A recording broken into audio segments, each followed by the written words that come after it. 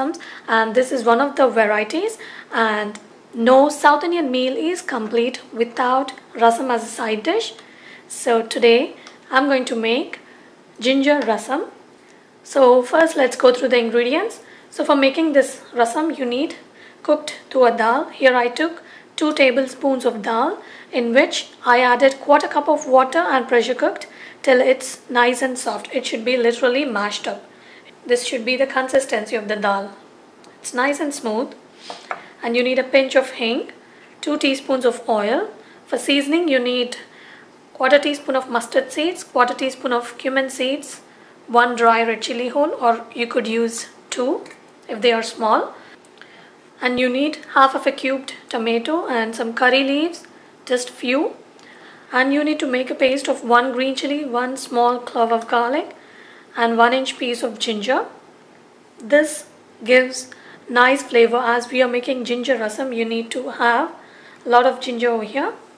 And you need salt to taste, 1/4 teaspoon of turmeric powder and a tablespoon of lemon juice. And to add some texture to this rasam, you also want to cube this tomato. I'm using half of the tomato, which you need to cube and add into the rasam. This gives nice texture and also adds additional tanginess to the rasam or the charu. You also need a tablespoon of chopped cilantro. I'm going to start by preparing the seasoning. So into the saucepan I'm going to add 2 teaspoons of oil, and when it is nice and hot I'm going to season it with the mustard seeds. It's not enough hot. It takes a minute or 2. It shouldn't be piping hot, but it should be enough hot. So when you add mustard seeds, it just pops right away, and that's the right temperature to temper your oil. I'm going to add the remaining oil and allow them to pop, otherwise they leave a bitter taste. So now I'm going to add cumin seeds, and we need to cook for 5 seconds or until they slightly change the color to golden. Now add in the dry red chili whole, and immediately add in the curry leaves and pinch of asafoetida or hing, followed by turmeric powder and the green chili ginger garlic paste that we made before. Mix this really good with the oil, and we need to fry this for 10 seconds. This frying of ginger garlic and green chili paste is really important, because if you don't fry, they leave a lot of raw smell, which you don't want. We want them to be nicely cooked. Immediately I'm going to add in 1.5 cup of water. Okay, after adding the water, we need to allow it to boil. Meanwhile, I'm going to chop up this tomato. I'm going to chop it like so, otherwise it tends to slip a lot. So this is a easy way to chop it. So I made bite-sized pieces like so. If you want, you could even keep it in chunks. And even I'm going to chop the cilantro. If you want, you could make fine pieces of cilantro, but I'm making medium chop. So this is done. I'm going to add this tomato into the boiling water. Add in the chopped tomato to the water.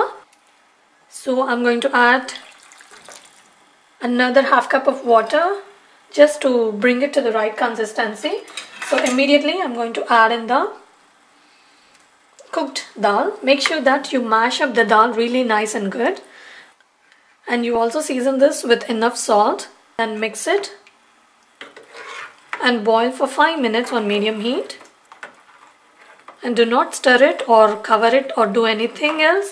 Just leave it as is and allow it to boil for 5 minutes on medium flame until the consistency of this rasam becomes slightly thick. While the rasam is boiling, I want to tell you how I cook my dal. I just added 2 tablespoons of tur dal, washed it really good and rinsed, drained all the water and added fresh water. I just added 1/4 cup of fresh water into the 2 tablespoons of tur dal and pressure cooked till it's nice and smooth. Probably you might want to listen about 4 to 5 whistles, and I usually do this If I am cooking something like palak dal or even any vegetable dal, I simultaneously add this batch of dal as well, so that the two dals will be cooked simultaneously. So along with the vegetable dal, you also can have some rasam. So this rasam needs to be boiled 2 to 3 more minutes or until the foam disappears. So it's been about 7 minutes now, and this just looks perfect for me, and the consistency also is right for me. If you want thicker rasam, you could even reduce the amount of water or boil it further. But for me, this is the right consistency, so I'm just going to turn off the heat. And make sure that after you turn off the heat only, add in the lemon juice. So finally, I'm going to add in lots of cilantro in there. In my point of view, no rasam is complete if you don't add cilantro at last. And even the curry leaves. Curry leaves add a lot of flavor to your rasam, especially any South Indian dish. Now this is absolutely ready.